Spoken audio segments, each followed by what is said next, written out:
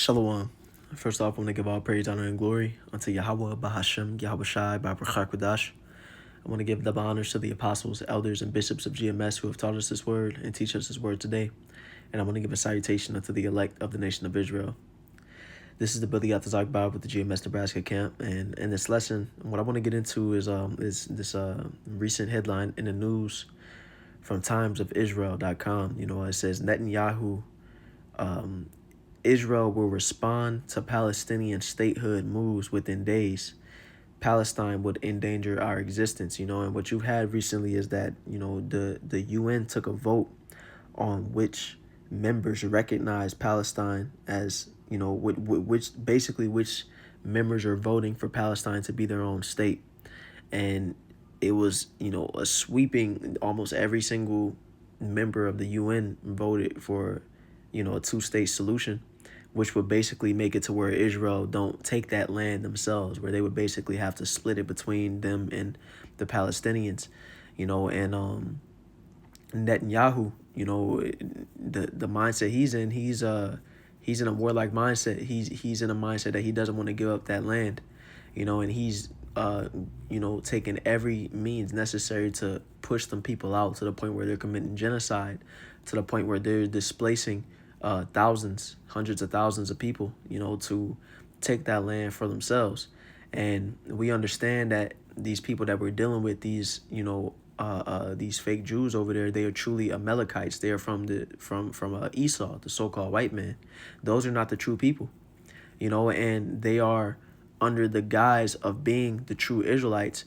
What they're doing is, acting like the Most High promised them that land.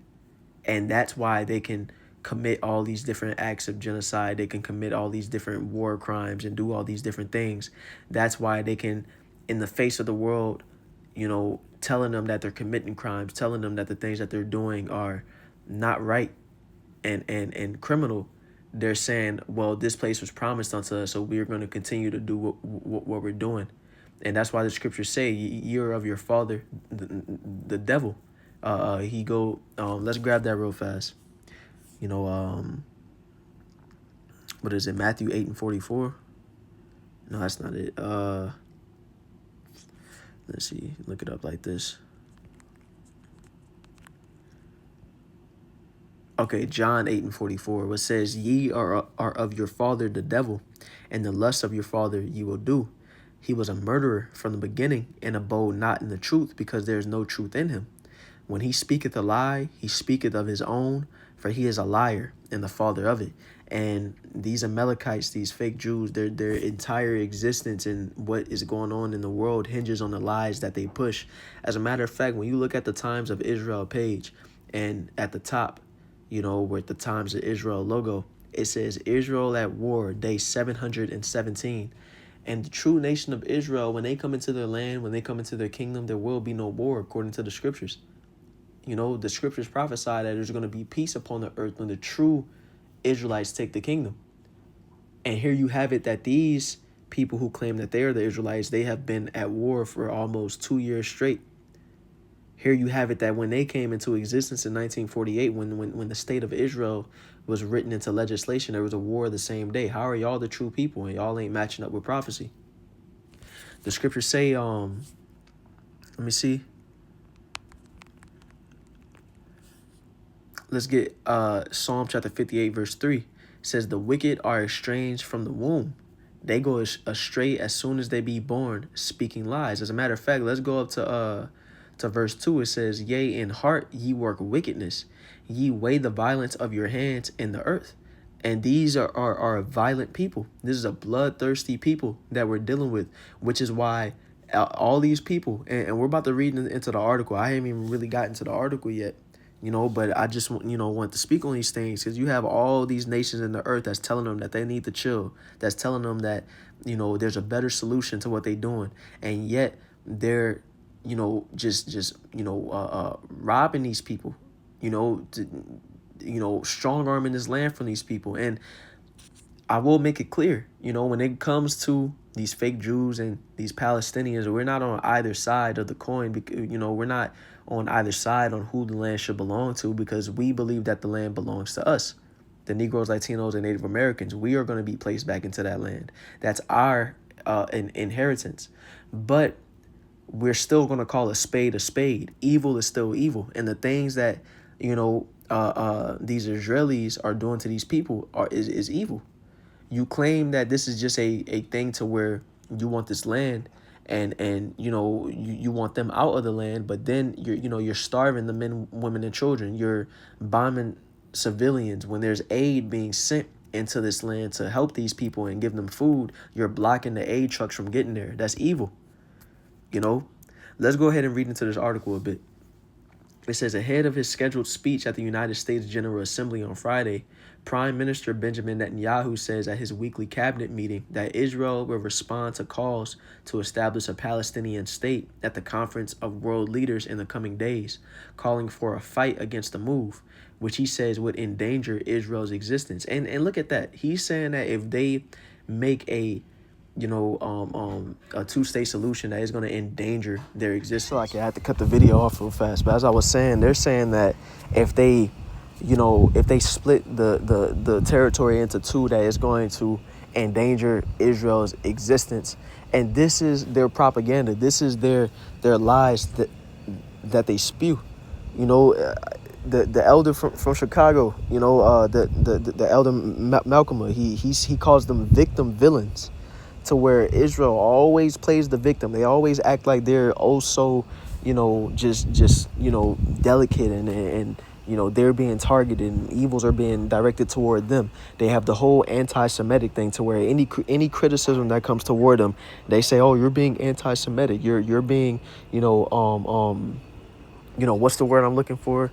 They claim that people are being insensitive to their sufferings, to the different things that they went through. But then they commit all these crimes in the world, and you're able to do all these different things. And when someone criticizes you for it, when someone points it out, you're being anti-Semitic. You're going against the promise that the Most High gave us. These are the different things that they do. And this is why they need to be taken out of power. This is the reasons why the Lord says, I will have war against Amalek from generation to generation. These people are evil, and they need to be wiped out. It says, at the UN, I will present the truth. This is Israel's truth, but it is also the objective truth in our just struggle against the forces of evil and our vision for real peace, peace through strength. And you hear the way they talking? And as a matter of fact, it's going to make mention. It says, Netanyahu says in his opening remarks, reminding cabinet ministers that he will meet with the U.S. President Donald Trump following his UN speech. He sound like Trump, because this is something that Trump said when he changed the Department of Defense to the Department of War. What he said the same thing. He wants to make peace through strength. He wants to stop being diplomatic and fight and show his might, to quell these different wars going on in the world. So what Bibi Netanyahu is saying is what? That, I'm not looking for diplomacy. I'm not looking to back down. I'm bringing war. I am not backing down from this conflict. And this is why the scriptures say that the least of the flock shall draw them out, because this conflict that these Israelis are bringing under Netanyahu's leadership, or whoever the leadership would be, for whatever time, this is going to bring the different nations of this world into conflict. And we see it already escalating. We see Iran getting involved, and how America, touched Iran with some attacks. And while that has died down, that's just a tremor in the grand scheme of the quake that this war is going to be.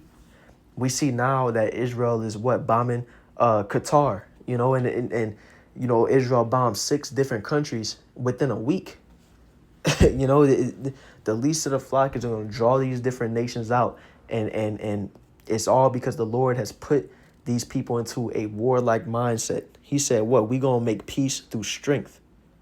It says, we will also have to fight at the UN and in all other arenas against the false propaganda directed at us and the cause for the establishment of a Palestinian state. And they talk about false propaganda, but yet they're the ones that's making a multi-million-dollar deal with Google and YouTube to do what? To push propaganda, to say there is food in Gaza. Any other claims is false. You openly have a propaganda campaign plastered against you on the internet. Everybody could see what you're doing. That's that shameful spewing. Everybody, as a matter of fact, let's go to that. What the scriptures say. Habakkuk chapter 2, verse 16, it says, "Thou art filled with shame for glory. Drink thou also, and let thy foreskin be uncovered. The cup of the Lord's right hand shall be turned unto thee, and shameful spewing shall be on thy glory." People is seeing is seeing Esau for the wicked man that he is. I'm looking all over social media day by day, and I'm seeing that everybody is coming against Israel lately. Everybody is seeing these people for who they are. They call it the great noticing, I believe, or the great awakening. I forget what it's called, but everyone's realizing that all the main evils of this world, it goes back to them. They're saying that these people own everything, and all the wickedness going on, they somehow their name is always attached to it. That's that shameful spewing being on their glory. It says we will also have to fight at the UN and in all other arenas against the false propaganda directed at us and the cause for the establishment of a Palestinian state, which would endanger our existence and constitute an absurd reward for terror. So he's pushing a rhetoric on the Palestinians of what they're doing, where they're, reaching their hand into everything and growing and, taking over that land. He's saying if we stop doing what we're doing, then the Palestinians is going to do it. It says the international community will hear from us about this in the coming days. And I'm very interested to see, what this UN meeting looks like and what's going to happen, because you had last year, Netanyahu had took the stage to defend his actions and what he was doing. And you had a lot of people in that UN meeting walk out on him, and with this recent vote where you had 143 nations all vote against Netanyahu's vote, and now he about to take the stand and try to defend his stance. I want to see what happens. I really do want to see what happens. It says, after the UN General Assembly, I will meet with my friend President Trump. This will be the 4th time I meet with him since the beginning of his 2nd term. So, that's basically the end of the article. I just wanted to get into it and just show more of Esau's behavior and, the different claims that he's making, all the things that he's doing. He's pushing that blame onto others, and it's just showing that his deceitful nature, his lying nature, his pushing that propaganda. Slack. I want to grab this precept real fast. Sirach chapter 10 verse 4, which says, "The power of the earth is in the hand of the Lord, and in due time he will set over it one that is profitable." And for the time, the Lord has Esau, these Ish people over there in that land, but they will be taken down. And the true Israelites are going to take that land, the Negroes, Latinos, and Native Americans. The scriptures say a bastard shall dwell in Ashdod. And that bastard is speaking about Esau, because even though Jacob and Esau were born at the same time, Jacob is who the children of the Most High came through, and Esau was put away. The scriptures say that the Lord, he loves Jacob, but he hates Esau. And so you have Esau in that land right now, which said Ashdod, which is, Tel Aviv is the modern day Ashdod, and they're over there ruling that land in wickedness. He's making this big fuss about retaining, governance over that territory, over that land. Yet he's not even ruling it in righteousness. You have all type of wickedness going on in that land. You got different Ish people, different groups of them that debate on which parts of the law need to be kept and which ones need to be put away, and they got the biggest gay parade in the world. When we come into rulership, we're going to be under the 2nd covenant. We're going to uphold the law. We're going to rule this world in righteousness. This is why these people have to fight so hard for that land, because it's not really theirs. When you read about the prophecy of the true Israelites taking the kingdom, it's going to be unanimous on who it belongs to. It's going to be, the world is going to there will be no war. It will be no argument. And the whole time, these people have to defend themselves on why they doing what they doing, because it's evil, because it's against nature, it's wickedness. So in due time, the Lord is going to put those who are profitable into rulership, into that land. And these, this wicked nation is going to be taken down. So Lord willing, this lesson was edifying. Once again, I want to give all praise, honor, and glory unto Yahweh, Bahashem, Yahweh Shai, Bahashai Kadash. I want to give double honors to the apostles, elders, and bishops of GMS, and a salutation unto the elect. Shalom.